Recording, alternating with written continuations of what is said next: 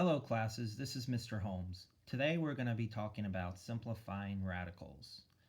So after today's lesson, you'll be able to simplify radicals with numbers, variables, your letters, and fractions with numbers and letters. So first off, a radical is just the symbol. We already talked about square roots, cube roots. Radical is just a square root sign. We're only going to focus on square roots. We're not going to focus on cube roots and so on. So it's only going to be with square roots today. So that's the radical sign. It's your square root symbol in this case. You need to know your perfect squares.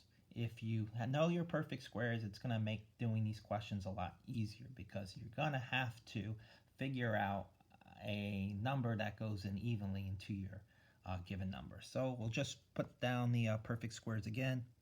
1 squared is 1, 2 squared is 4, 3 squared is 9, 4 squared is 16, 5 squared is 25, 6 squared is 36, and so on. So each of these numbers when you square is considered a perfect square. And I'll go up to 15. And if you have good mental math skills, see that I'm doing this really quick. I know my perfect squares pretty much up to 100. But for now, we're just going to focus up to 15. So 1, 4, 9, 16, 25. These are all perfect squares. 36, 49, 64, 81, 100. 121, 144, 169, 196, 225. And we could keep going and going, but for now, I believe that's as much as you're going to worry about with it. If for some reason there is a perfect square that's higher, we'll get into that. But for now, don't worry about it. Just know up to 15. So these are your perfect squares. So, and most of the questions you're going to see, it's going to say this. It's going to say express in simplest radical form. So when you get to algebra next year, you're going to see a lot of questions that say simplest radical form. What does this mean? So radical really is the square root symbol. Simplest radical form just basically means we need to simplify. And there's 3 conditions for this. First, it deals with your perfect squares. You must have no perfect squares in a radical. 2, no fraction appears inside a radical.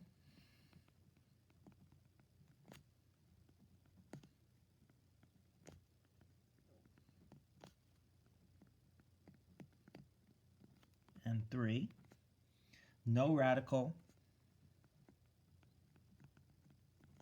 appears in the denominator. Remember, the denominator is your bottom of your fraction, so you have to have these 3 conditions for simplest radical form. No perfect squares in a radical. We're going to touch on that first. No fraction appears inside a radical. You'll see that in a little bit too. And then no radical appears in the denominator. So what if you have a fraction and you see like a square root inside the denominator? We're going to do what we call rationalizing the denominator. You'll see that later on in the video. So those are your 3 conditions when it says express in simplest radical form. And if you don't have these 3, then it's not in simplest radical form. You'll get your answer marked wrong. So we'll look at a couple. So if you see something like this, put a line right here, square root of 17. So basically I look and see, is there a perfect square that I can use with 17, like basically 2 factors, 17 that I can multiply together. That give me 17 using these perfect squares. And 17 is a prime number. So the only factors of 17 are 1 and 17. Nothing else works. 4 doesn't go into 17, 9 doesn't, 16 doesn't. So this right here, it has no perfect square factors Therefore, this is in simplest radical form. So square root of 17 is in simplest radical form. So if you see if it says right square root of 17 in simplest radical form, this is in simplest radical form. There's no perfect square factors. However, if I saw something like this, square root of 12, this does have a perfect square factor in it. If I look at my list, I can see that 4 goes into 12 nicely. So square root of 12 is really 4 times 3 multiplied together. 4 is a perfect square.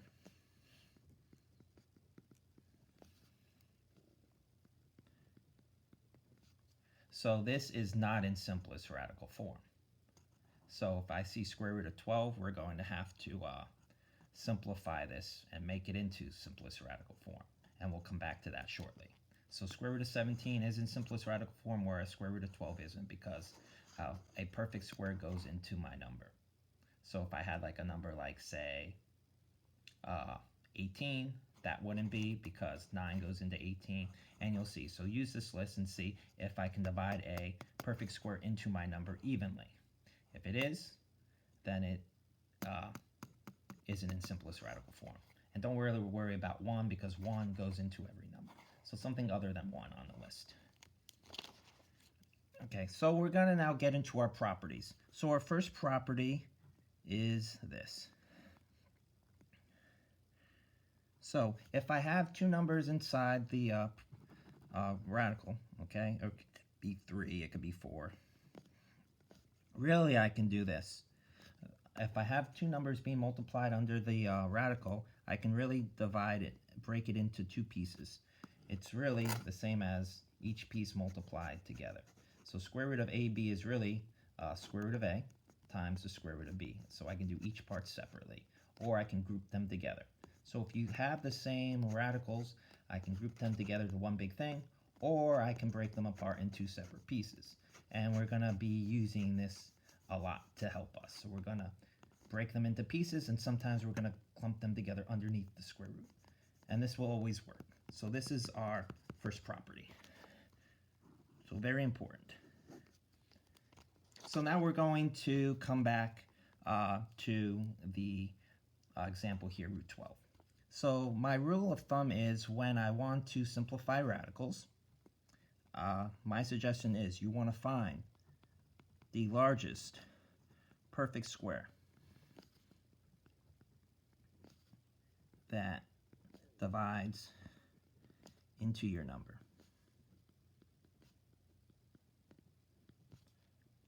So I want to find the largest perfect square that divides into your number. Sometimes you'll find a perfect square that does, but if it's not the largest, then you have to do it again, because then it won't be in simplest radical form. For example, if I use like, let's say 100. 4 goes into 100, 25 goes into 100, but I want to find the largest number, so I'd use 100 in this case. So again, find the largest number that goes into your number perfect square. So going back to this now, so say I have square root of 12. This is what you do. We're going to use this property. So if I look at my list, what's the largest perfect square that goes into 12? So I basically just figure out, okay, what numbers are smaller than 12 perfect squares, and I just work down. So 9 doesn't go into 12, 4 does. And 12 is really just 4 times 3, and I'm going to use my rule. So I'm going to break it into two pieces, like so. Square root of 4 times square root of 3, because if I do it, 4 times 3 is 12. Now I take my perfect square piece and I rewrite it. So square root of 4 is the same as just 2 when I simplify it, because 2 times 2 equals 4. And then the square root of 3, I can't do anything more, so I just leave it. And this is my answer, 2 square root of 3, and this is simplest radical form. So square root of 12, I can rewrite as 2 square root of 3, and this is simplest radical form because there's no perfect squares inside the radical. Root 3, there's no perfect square that goes with 3 other than 1. So I'm good. Okay, now we'll look square root of 45. This is not in simplest radical form. So now I look at my thing, my perfect squares. Square root of 45. So 36 doesn't go into 45, 25 doesn't, 16 doesn't, 9 does. Square root of 45 is 9 times 5. So I can rewrite this as square root of 9 times square root of 5. And then all I do is I simplify my perfect square. Square root of 9 is just 3. The square root of 5 I can't simplify, I just leave it alone. So then my answer becomes 3 square root of 5. That's all you're doing. So I find the largest perfect square divides into your number. And if you know your perfect squares, it makes it a lot easier to do, because I just see 45, I know, okay, 9's the largest perfect square. And if for some reason you didn't, you can always check 5. There's no perfect square that divides evenly into 5 other than 1, so we know we're good. Sometimes you may see a number outside this radical 2. So let's say I have 5 square root of 18. I want to simplify this. So the 5 I just treat normally. So I'm going to leave the 5 alone, and then I just focus on the square root. That's all I focus on. I'll come back to the 5 in a little bit. So square root of 18. Largest perfect square that goes into 18. If I look at my list, 16 doesn't. 9 goes into 18 2 times. So I can rewrite this as square root of 9 times square root of 2. Square root of 9, we know, is just 3. So now I'm left with 5 times 3 times square root of 2. What I do is I take the numbers on the outside of the square root, I multiply them together. So I had a 5, and now I have this 3. So 5 times 3 is 15, and then the square root of 2 I just leave alone. That's inside, nothing else goes with it, and my final answer is 15 square root of 2. So if I have a number outside the square root to start, once I simplify, then just take all the numbers and multiply them together and get my answer on the outside, and then leave the remaining part alone inside the radical. And this is simplest radical form. Don't do 5 plus 3 and make this 8. It's 5 times 3. Multiply everything on the outside together, everything on the inside gets multiplied together. So those are some basic ones with just numbers. Now we're going to get into our variables. So what if we have a variable with our numbers? Okay, so we're just going to review our exponent properties. So for example, a squared times a squared is a to the 4th. A cubed times a cubed is a to the 6th. And a to the 4th times a to the 4th is a to the 8th. And you can keep going and keep going. So, since I know that, if I said I take the square root of a to the 4th, it's saying what times itself is a to the 4th. And that's just a squared. The square root of a to the 6th is a cubed, and the square root of a to the 8th is a to the 4th. So you can see that when I take the square root of a variable with an exponent, I'm just basically dividing the exponent by 2. 4 divided by 2, 6 divided by 2, 8 divided by 2, and I get it. So we're going to use this to help us when we simplify variables in simplest radical form. So our rule is, what we're going to do, we're going to find the largest even exponent for the variable to remove. So this is what I'm going to do. I'm going to find the largest even exponent for the variable to remove. Because notice, I didn't have any odd numbers here. What if it was a to the 7th? I can't take the square root of that perfectly. It's only even exponents, 4, 6, 8, 10, 12, so on. So that's very important. So I'm going to find the largest even exponent. What does that mean? So first example. Let's say I wanted to take the square root of x cubed. Notice that 3, that's not even, that's odd. So what I'm going to do is break it into parts like I did with the numbers. So I find the largest even exponent for the variable to remove. So basically all I do is I just go one less than it. The largest even number that is less than 3, and that's 2. So I can really write square root of x cubed as the square root of x squared times the square root of x. Because remember, x is just x to the first. X squared times x is x cubed. So that's the largest even exponent that goes into x cubed, x squared. And then I just use my properties now. The square root of x squared is just x. And then I can't simplify an odd exponent with square roots, so I leave that alone. So I just leave that inside. So my answer just becomes x square root of x. So this is a variable expression in simplest radical form. Again, I find the largest even exponent, and then I take the square root of that, and then I'm left with some odd piece here.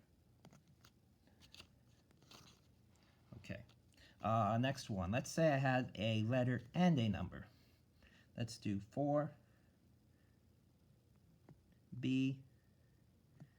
to the 7th. Let's do that. That's a b, not a 6. That's a b. That's the letter b. So, first thing I do is I'm going to break this up using my the multiplication thing. So I can break it up into pieces. So I'm going to focus on the number and then the letter pieces. So b to the 7th. The largest even exponent for the variable to remove is 1 less than 7. That would be 6.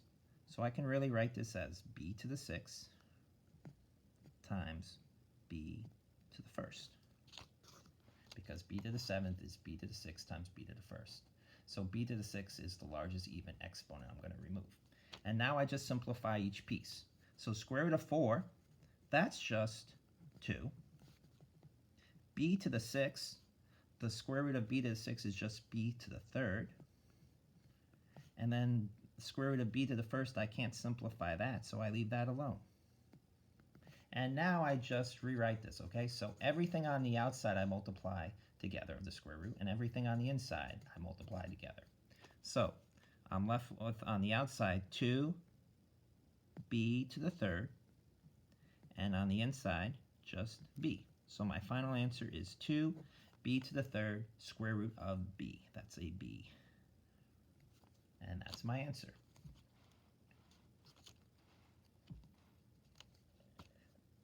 Okay, what if I had just this? Let's say I had square root of, let's do 72 y to the 97th. Okay, so for this one, I'm going to focus on my number and my letter piece. So I can first rewrite it like so.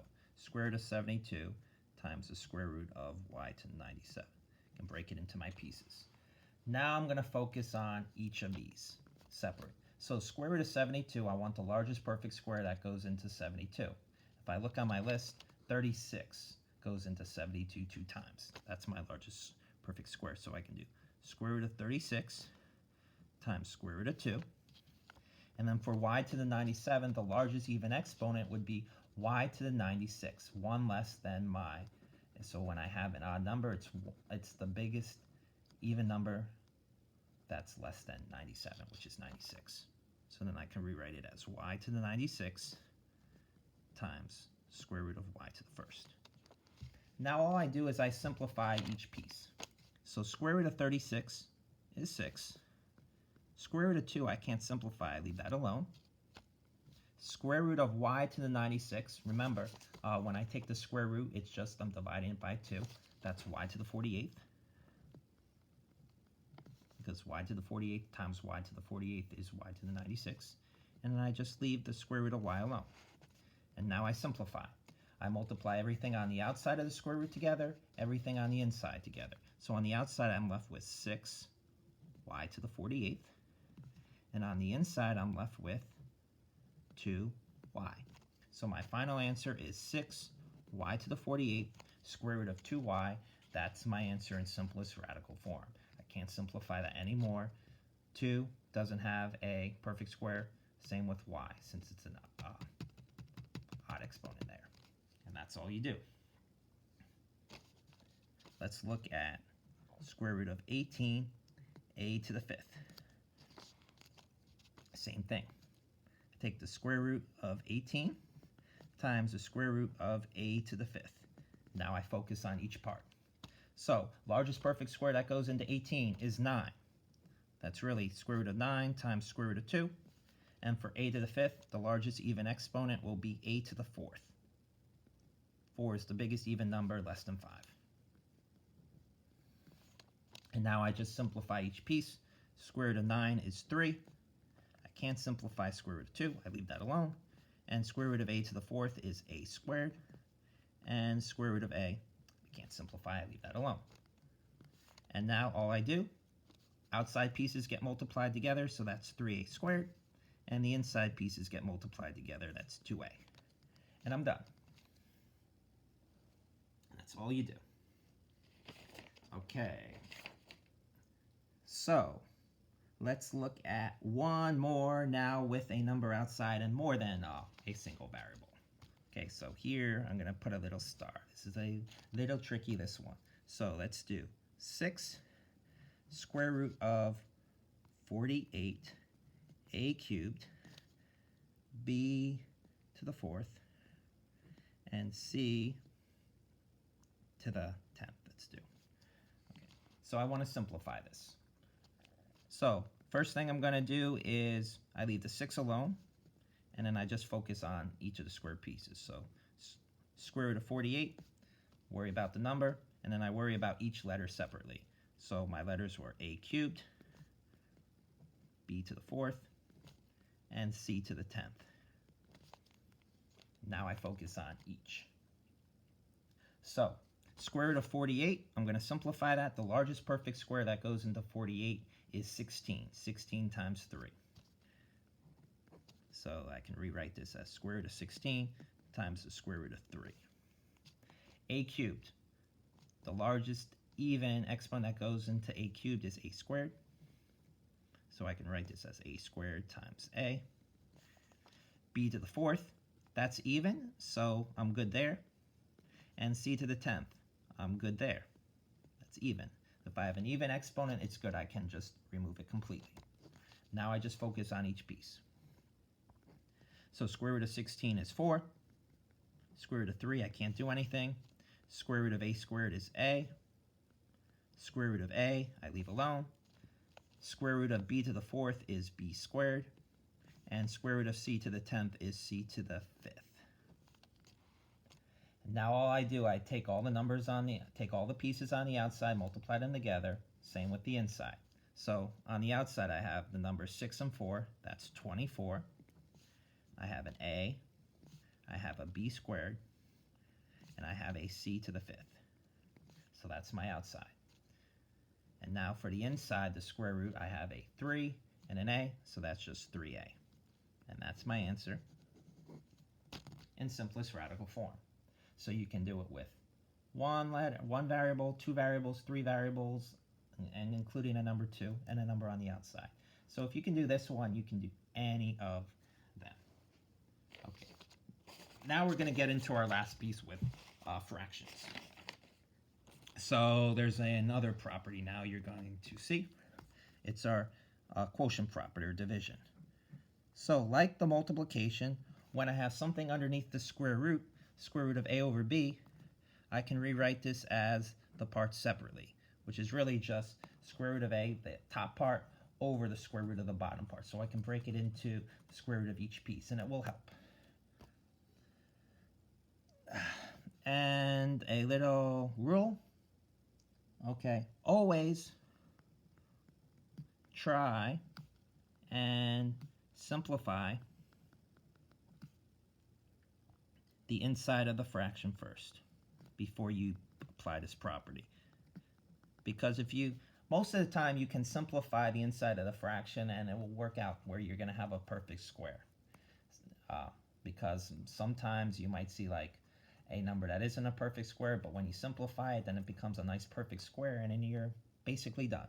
So always try to simplify the inside of the fraction, if you can. So we're going to do some examples.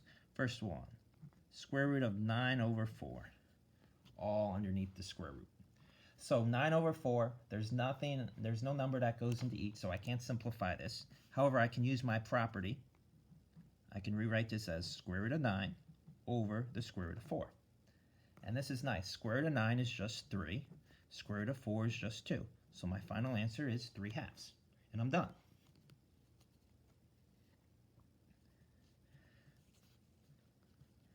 Let's look at the next one. Square root of 35 over 45. So first thing I'm going to do is see if I can simplify it. 35 over 45. And I worked this ahead of time, and I know this will simplify. So if I do 35 over 45, see if I can simplify that. It does. That becomes 7 over 9. So I can rewrite this as 7/9 underneath the square root. And now I use my property.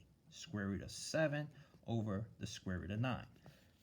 Square root of 7 is in simplest radical form. No perfect square goes into it nicely, other than 1. And the square root of 9 is 3. So my final answer is square root of 7 over 3.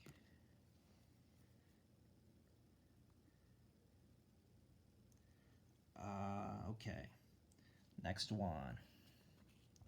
Let's say I have 5 square root of 8 over 4 square root of 18. I want to simplify this. So what I'm going to do now is, now notice it's in the second form here. So what I'm going to do is combine everything with the square roots into one big fraction and leave the outside alone. So really I can rewrite this as 5 over 4 on the outside, and then one big square root of 8 over 18. 8 over 18, if I simplify, 8 divided by 18, that's 4 over 9. So now this just becomes 5/4 on the outside, 4 over 9 on the inside. And now I can now break this into the separate pieces again. So 5 square root of 4 over 4 square root of 9. Square root of 4 is just 2, so this just becomes 5 times 2, and then the bottom is 4 times square root of 9 is 3. So 5 times 2 is 10, 4 times 3 is 12, 10 over 12 is the same as 5 over 6, and I'm done.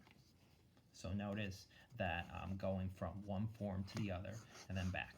So you can always use this quotient property for radicals to write everything as one big square root or divide it into your square root of your numerator, square root of your denominator. The same works when you have variables too. So what if I had 8x squared underneath the square root over 9? So I want to simplify this. So what I'm going to do is break it into two pieces, the top and the square root of the bottom. The square root of the bottom is just 3. The square root of top, I'm going to rewrite it as square root of 8 times square root of x squared, each piece separate. Largest perfect square that goes into 8 is 4, and so that's really just 4 times square root of 2. And square root of x squared, since it's even, I'm good there. If it's odd, then I have to find the largest even exponent. And the bottom was just 3. So square root of 4 is really just 2. So it becomes 2 times square root of 2, and the square root of x squared is x all over 3. And then I just simplify, put the numbers outside, pieces outside together, and inside together. So this is just 2x square root of 2 over 3. And I'm done. And that's your answer in simplified radical form. What if I had something like this? 2 square root of 5x z cubed over square root of 80 x cubed z. Okay. So first thing I do is I'm going to rewrite everything with the square roots all together as one big fraction. So 5xz cubed over 80x cubed z. And remember, I want to try and simplify the inside of the fraction because with radicals, I don't want a square root underneath the denominator. And when you do this, you'll see it simplifies. So I start with my numbers. 5 over 80, if I do that on my calculator, 5 divided by 80 is really just 1 over 16. So I have 2 here. And then, 1, 16. And then my x's. X over x cubed, if I use my quotient property, there's 2 extra x's on the bottom than the top, so really it's just x squared. And then z cubed over z, if I use it, there's 2 extra z's on the top, so it's just z squared on the top. So now I'm just left with 1z squared over 16x squared when I simplify my fraction, because x over x cubed is x to the negative 2, or x squared in the bottom. Z cubed over z is z squared on the top. So now I just rewrite it like so, as each part separately. So it's 2 square root of z squared over the square root of 16x squared. And the good thing with this is this just becomes 2 square root of z squared, and then the bottom is just square root of 16 times square root of x squared. Square root of z squared is just z, so this is just 2z for the top. Square root of 16 is 4. Square root of x squared is x. So after I simplify everything, it's just 2z over 4x, and I'm done. Okay, the last thing we're going to talk about is rationalizing the denominator, okay? This means you must have no radical in the denominator. And you're not going to see many of these for the skills I have you practice in a little bit, but you may see 1 or 2 come the end when you get to the higher level questions. So no radical in the denominator, and to do this, all you do is you multiply both parts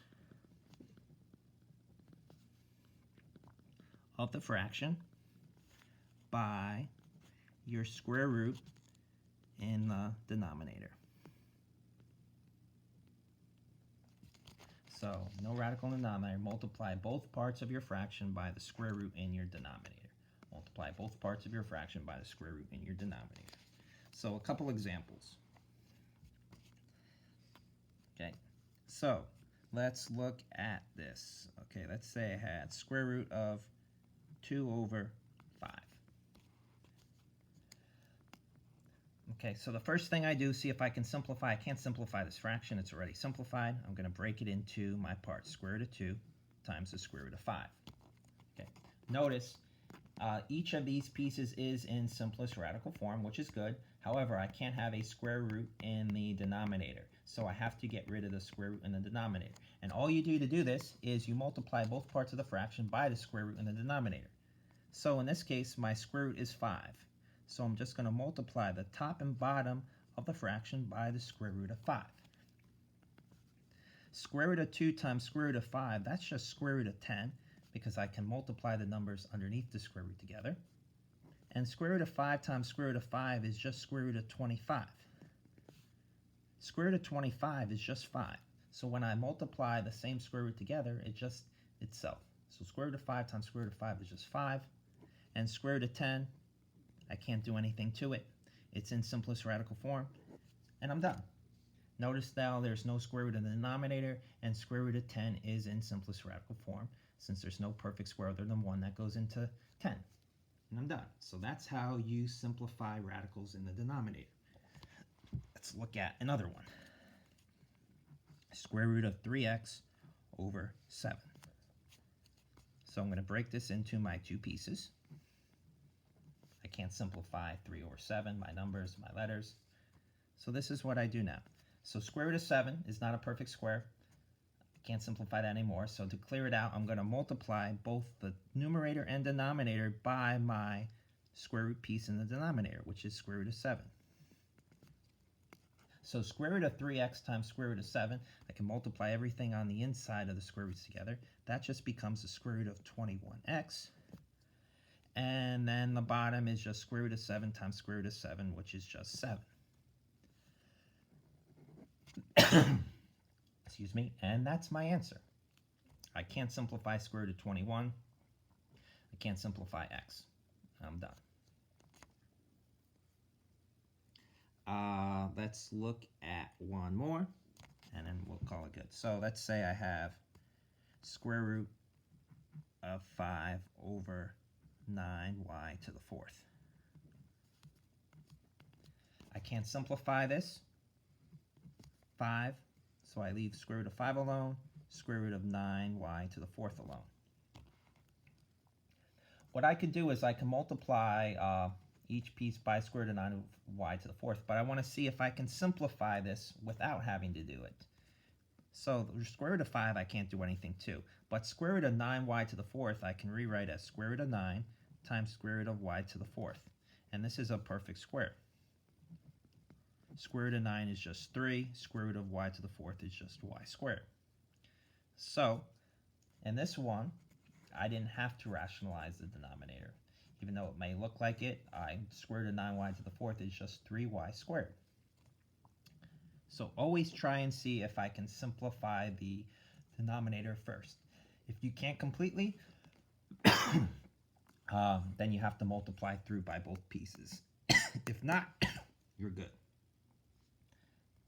And the final example we're going to look at, I said that was going to be my last one. What if I have a letter in the denominator? So let's do square root of, okay, hold on, square root of 28 over square root of 3x. So for this one, I leave the square root of 28 alone.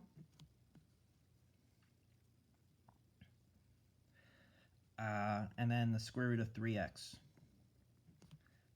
I can't simplify square root of 3x. 3 is in simplest radical form, so is x.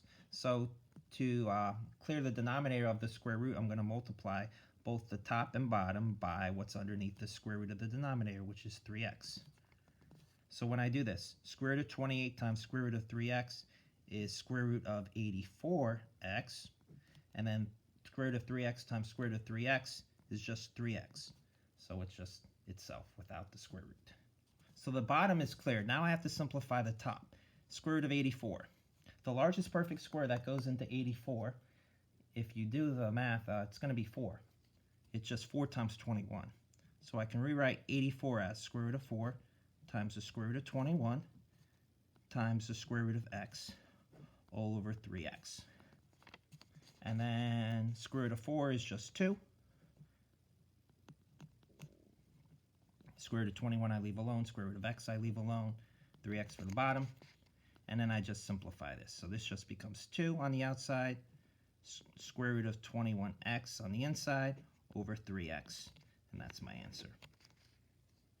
So sometimes you can rationalize the denominator. If there's a variable in it too, you just multiply by whatever in the square root of the denominator. So this concludes the video on simplifying radicals. So in this video, you learned how to simplify radicals with numbers, variables, fractions. So now you'll apply these skills to your IXL skills. This is Mr. Holmes signing out. Have a great rest of the day. Take care. Sorry for the longer video, but you'll have ample time now to work on the skills. Take care. Bye-bye.